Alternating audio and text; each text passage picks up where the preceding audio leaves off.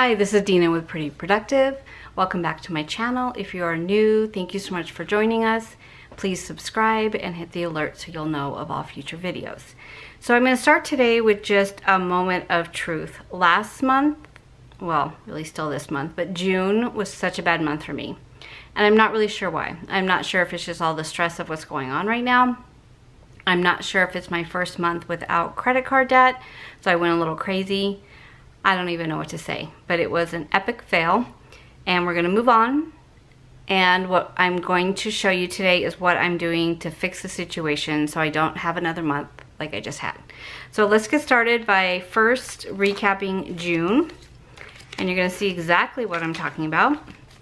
And then we'll lay out July, and you're gonna see how I am handling this going forward.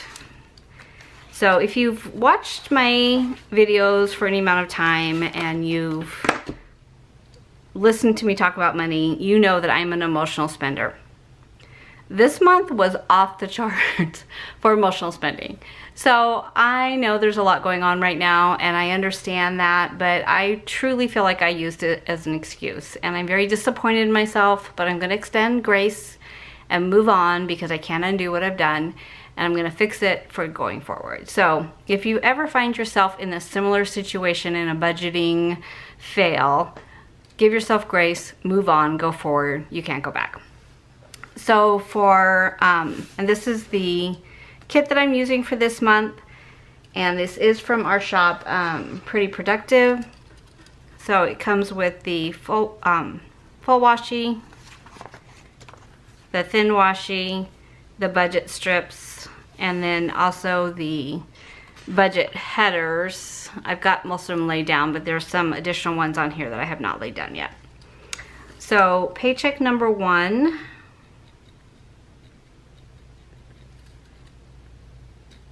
Be $4,600, is that right?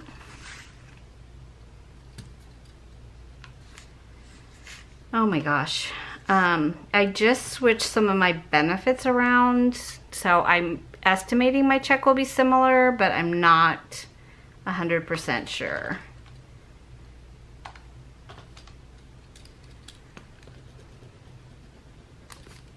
So I'm just gonna leave it as it should be, but I might have to switch that once I see it. I'm hoping that I actually get more back than what I got before, just because of the way my benefits were. I was too heavy in some categories and I didn't have other categories covered. So one change on here is my daughter did move out, so I'm not making her pay her insurance or her phone bill for the next 3 months, just till she gets kind of situated with her bills and seeing what her bills are going to be. In the summertime, our electric bill is really high in Arizona, so I know June, July, and August her utility bills are going to be high, and then hopefully in September, October they're kind of go back to normal, and then she can start contributing for her phone bill and her insurance. So just doing that for the next 3 months to help her out, but it is showing on my income as less. I worry because she just got out of debt. She paid off her car and everything when she moved home, so I don't want her to worry about money since she worked so hard to get everything out of debt. Okay, so income this month will be $200 less than last month because I won't have her paying that part back.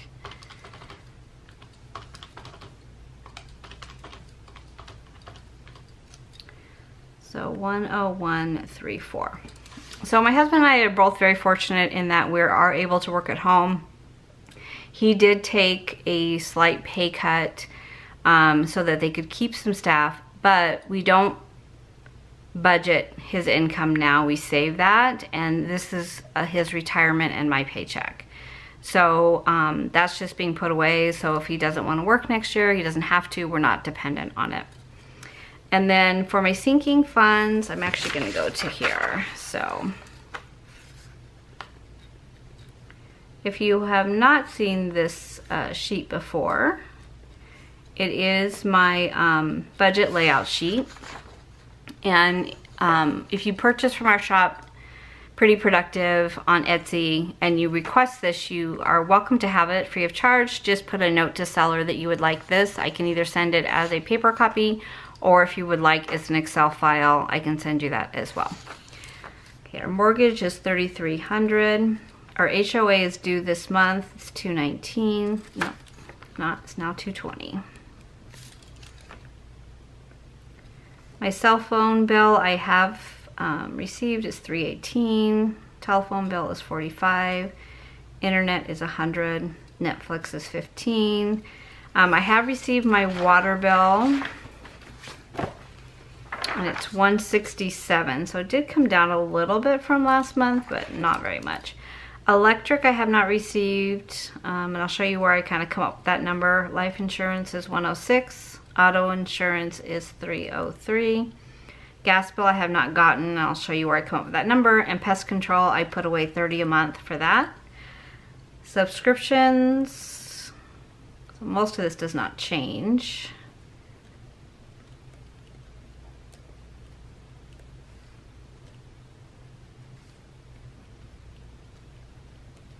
So what I do on sinking funds is I back into them. I put all of my income, fixed expenses, lifestyle. I don't have debt anymore, but I would have taken debt, my debt snowball, and then whatever's left goes into sinking funds, and then I'll show you how I allocate them.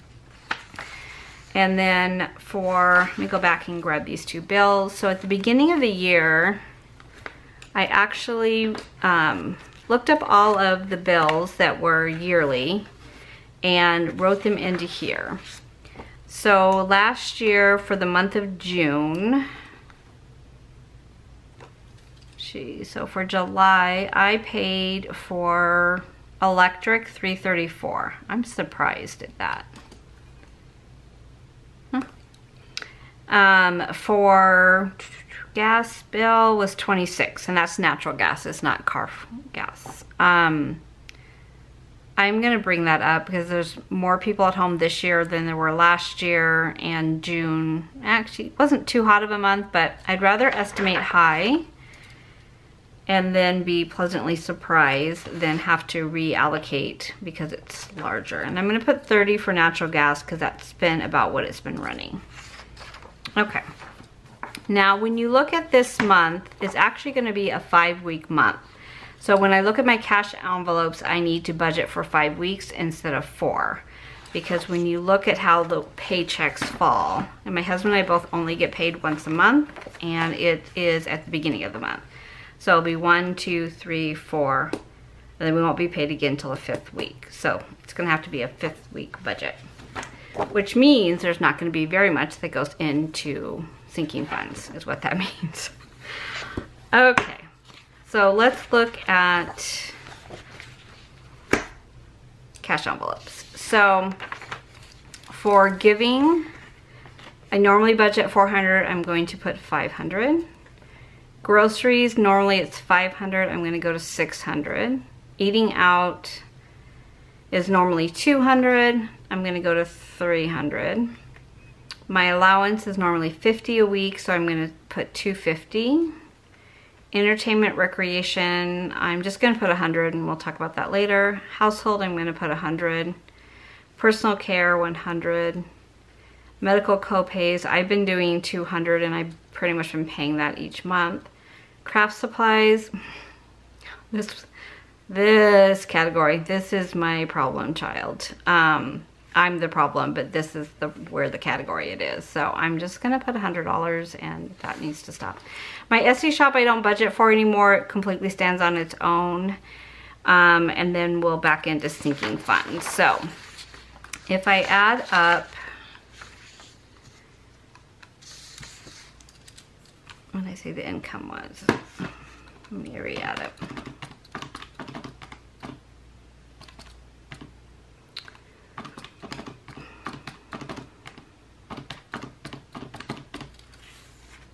Okay, so income here, and then income comes over here as well. And then my fixed expenses And I always describe fixed expenses as non-negotiable. Like you're gonna have to pay for your phone bill or your mortgage or your rent or whatever, no matter what's going on in your life. So I look at those first, obviously. And then I back into lifestyle, and then last would be sinking funds. Now if you have debt, debt comes before lifestyle. Okay, so my fixed expenses is 5135.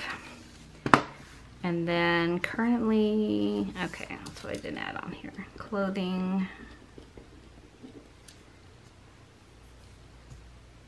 I didn't spend anything last month, but I'm just gonna put 100, so then I'll have 300 total for clothing. I mean, it's hard to buy clothes when you don't go anywhere other than the grocery store, right?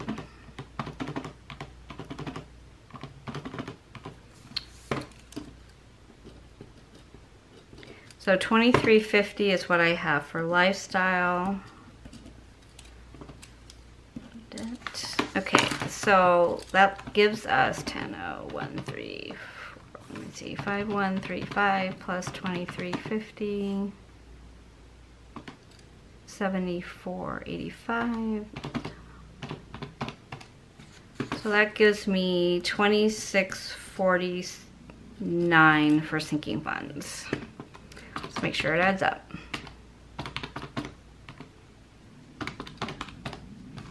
And it does. So this is an every dollar budget. If you've not seen me walk through my budget before.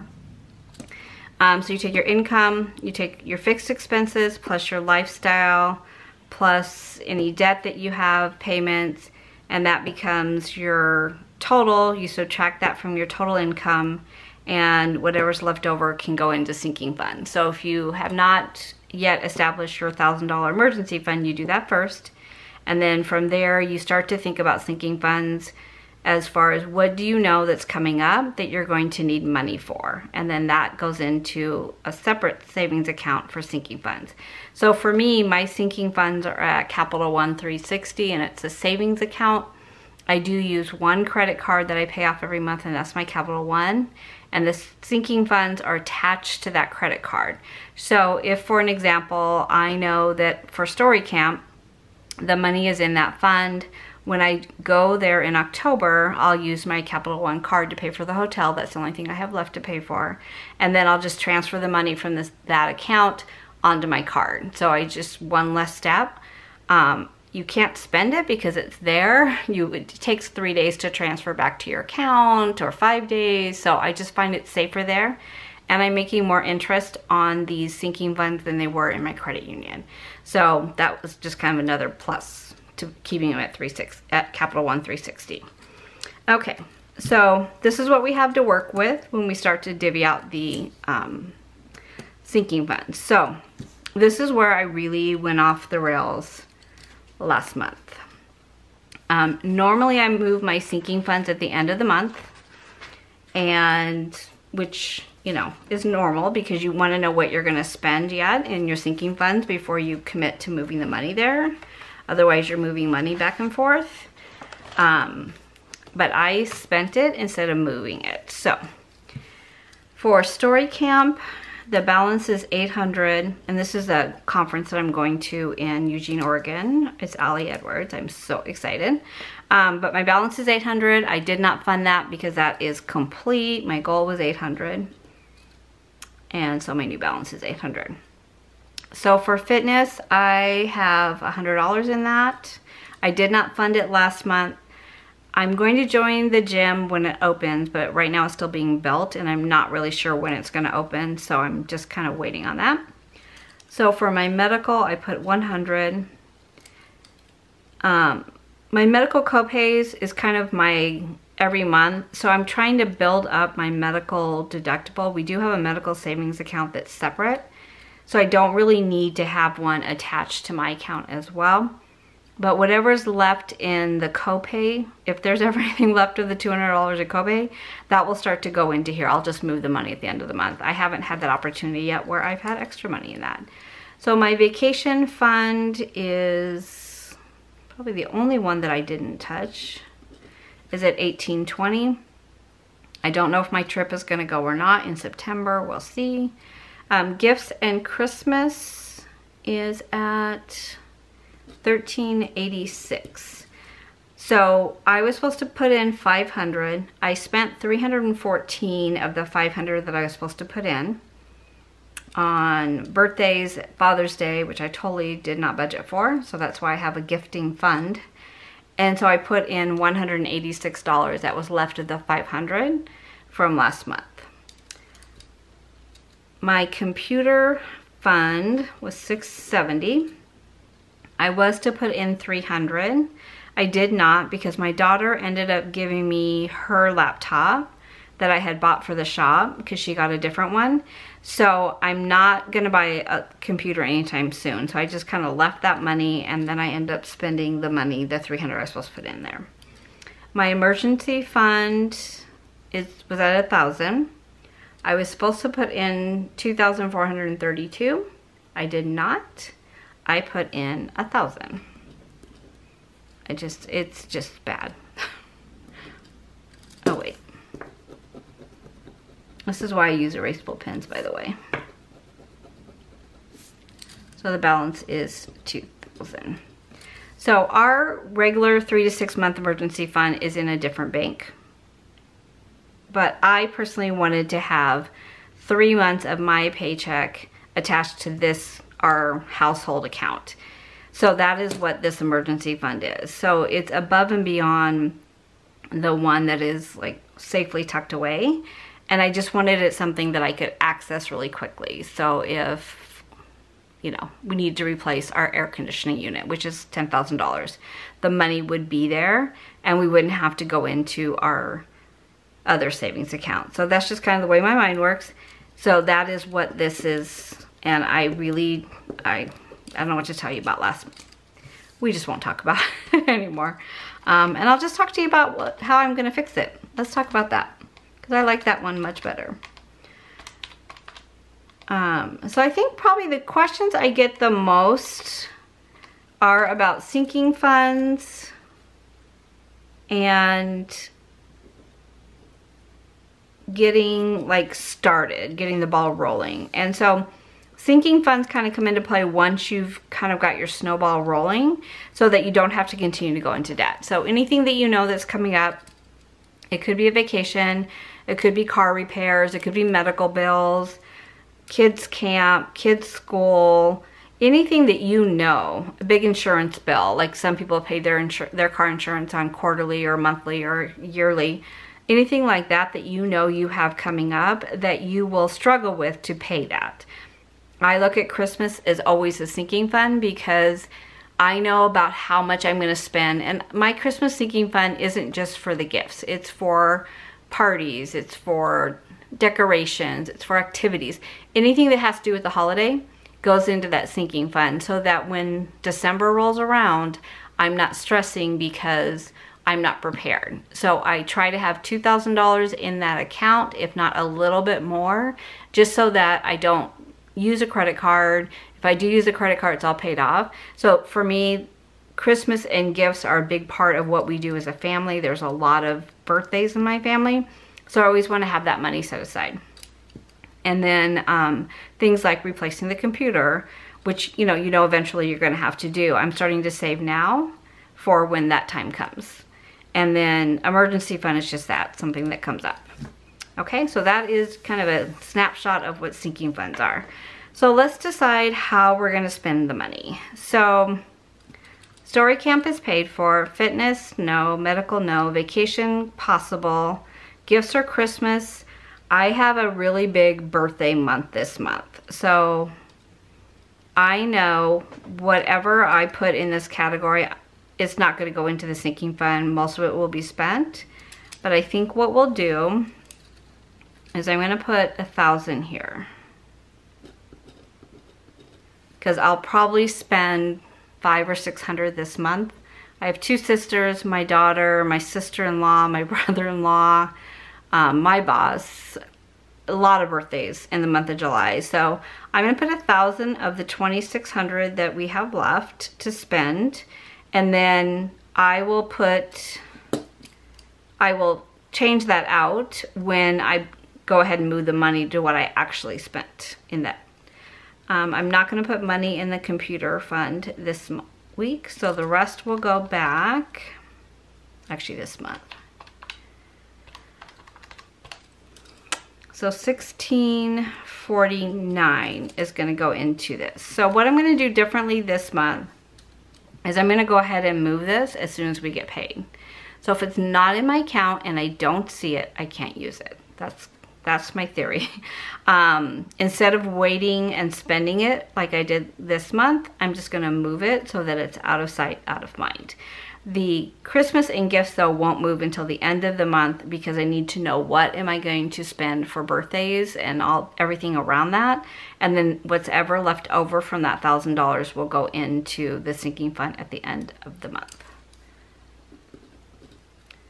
Sinking funds to me are the best part of budgeting because it truly makes you feel better and more in control of what's going on. And I love the fact when I finally got out of debt and could start putting more money into sinking funds. Okay, so that is how the budget lays out. And let's go to cash stuffing of the envelopes because that is what is the best part of budgeting. It's getting to put the money in like it's like getting paid all over again. Okay, so for groceries, we decided that our budget was $600. Eating out was $300. Giving was $500. Allowance was $250. Personal care is $100. Household is $100. Recreation, I don't think I put anything in there, did I? I did, $100. And craft supplies. Okay, so what happened last month is I went totally off the rails. I spent over $500 in stickers, and washi tape, and what else did I buy? A couple different things. So, Amazon. I don't know what happened. I mean, honestly, I don't even know what to say right now. It's just, it is what it is. I'm moving forward.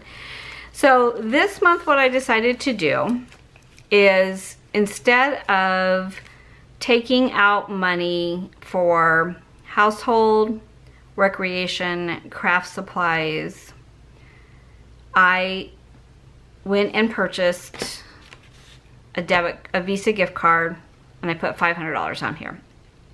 And that is it for the month. So anything that I want to do online, instead of using my Capital One and then being shocked at how big the bill was, I took the money that I was going to budget for those categories and I went and bought the Visa gift card. And the reason why I did that, a couple reasons. One, I can't spend more than the $500 that I put on here. I can't use it for anything other than that. It's going to stay at home, so I'm not carrying the card with me. I'm not carrying my debit card with me. And at the end of the month, I've only allocated so much to pay the Capital One card. So there's no other money in my account to pay that down. So I have to stay on budget this month. I'm hoping that this gets me back under control. I don't know. This is how I used to budget when I very first started with cash envelopes. I didn't trust myself with cash because I actually like to spend cash, unlike people that say it's so hard. I don't think it's hard to part with cash at all. I wish I did. So I used to do debit card, like there were credit cards, but they were gift cards. So you pay the cash and then you get the card back. But I had reloadable ones. So I could just put more money on it each month, and then each category had a card. And that way I could still shop online, but I couldn't spend more than was on that card. So it really did help me to start the behaviors that I learned later. At that time I had 0 credit cards. Like I cut everything up. And then once I completely got a handle of it and could start paying things off every month, I did open a Capital One card and I pay it off every month. I have yet to pay a dime of interest on that card because what really got me budgeting was looking at what I was paying in interest on our debt. It really just, that's what sent me over the edge. It wasn't making all these minimum payments. It was really looking at how much I was paying in debt, in interest on the debt, not even the total amount of the debt. So whatever it is that triggers you, that gets you on this, you know, journey is great. But for me, this worked in the beginning, so I'm going back to it for this month till I get myself back under control. I live in Arizona. We are back under an almost shutdown again. We are one of the states that have, all of our cases have spiked. We are mandatory masks right now. Only essentials going out. Like, I just go to the grocery store and back. We have not eaten in a restaurant. I haven't gotten my hair cut or anything else because we're back at this stage. So this is what's happening right now in our world. So in the past, for the last couple of months, I've been very hesitant to get cash. So I think I've been spending more too, because I was getting cash and using my card. And so then when I sat down and started tracking transactions and paying bills, I realized I was way out of control. So there we go. Okay, so the categories I still really like to have cash in are groceries, eating out, allowance, personal care, because if I go get a massage, if they stay open, then you need money for tip. And I was getting household out in cash. Giving has been online because even though we have started to gather again, I just don't feel comfortable yet. So I'm still watching online and tithing online. So these are my cash envelopes. They are from my shop. We're going to be using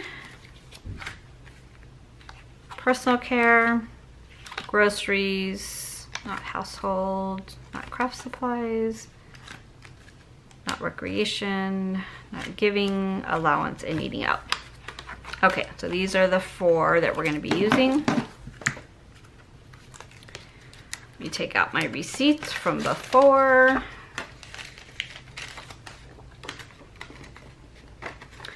Okay, so eating out is going to be $100. I'm using a $100 bill. I normally do not, but I have had a really bad habit of going to Sonic and they don't take $100 bills, so I'm putting that in there, so it's restaurants only. So I'm going to fund this today. I'll just put 7-1.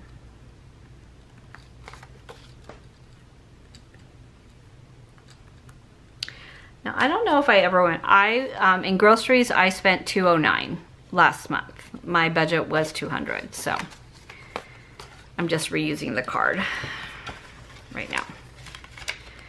Okay, so for allowance, I do $50 a week. So what I do is I take out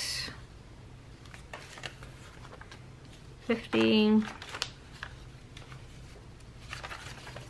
and 50. So 50 goes in my wallet and 50 goes in here for next week. So for right now, I'll just put the other 50 in front of this little tab. This is one category I don't track because it's the one category that I just put it in my wallet and I know what that money's for. It's my allowance. I'll put that over there. Groceries. Oh no, I had $5 left. I take that back. $5. And that's only because my husband had bought some of the groceries out of his money. Otherwise, I would have been way over. So I'm putting $150 into groceries. And I do HelloFresh, and that's $61. That comes out of my Capital One card.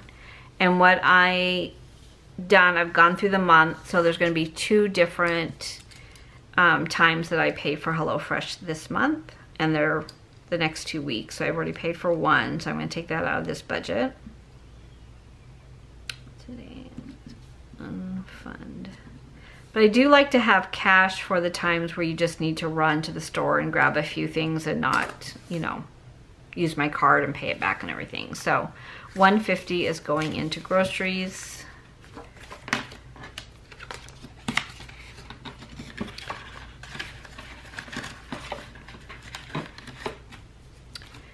And then personal care, I don't even know what's going to happen with this category personally. they opened up. I went and had a massage and a pedicure, and now I don't know what's happening. So I should still have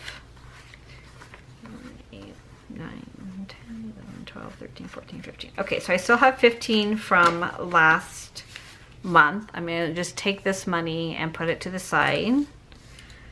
I call that my savings account.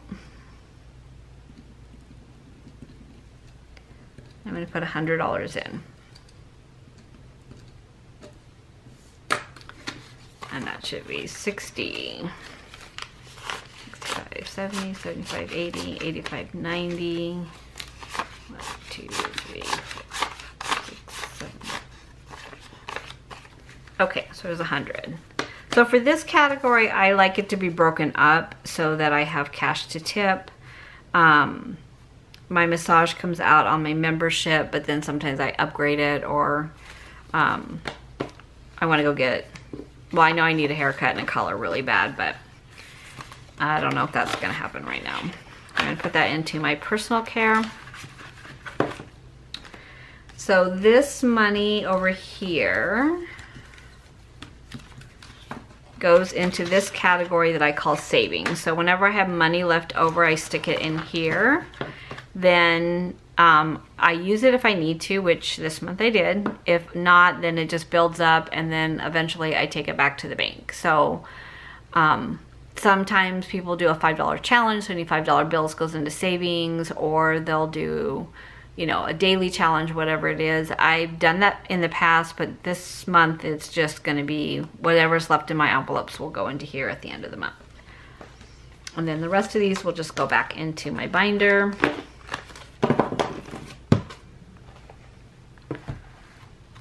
A question I get a lot is, where do I get my envelopes? They're from the shop. And then you can also order labels, and we do them both foiled and unfoiled. So you can personalize your categories up to 12. And then the little registers come with the envelope. So you do get a set of registers when you purchase the envelopes. And then by request from somebody who has bought a lot of envelopes from me, we do also sell the registers as pack of 12 if you need more as well. Okay, so that is cash stuffing for July part 1. Thank you so much for watching. If you have any questions, please let me know in the comments below. And just as one other note, I did do a video last week talking about a 500 subscriber giveaway. I think I've got 2 more. I think we're at like 496 or 7, and then we'll be at 500. So I'm gonna register for that. And all you need to do is subscribe to my YouTube channel. You get a bonus entry if you subscribe to Pretty Productive Instagram account. And then put in the comment section your why of why you want to win, why you are budgeting, what is your why for wanting to get out of debt and start this financial journey. So a lot of great comments, just really, I hope everybody wins. There's going to be 3 different bundles that will be given away. And the bundle includes the Dave Ramsey Total Money Makeover Hardbound Edition, a book that you can set up your budget in, 2 of my favorite erasable pens because they are critical budgeting supplies, a budgeting kit from my shop, a set of envelopes from my shop, and the budget layout sheet. So all goes to the winner. You can pick out your own envelopes and your own budget kit, so you can pick one that appeals to you. And I will announce it on my YouTube channel and probably Instagram as well, just so that I can make sure I can let the winner know. And that will be chosen as soon as we get to 500. Then there'll be a second bundle at 1,000 subscribers. So I might do it at 750 because I'm impatient. And then the third bundle will be at 1,500 subscribers. So really excited. I am so excited for whoever gets to win it. And they are all tools that helped me to start this journey and to come as far and as long as it's taken me. It's kept me motivated. So I hope you are all winners. Thank you so much for watching, and I'll see you in my next video. Bye.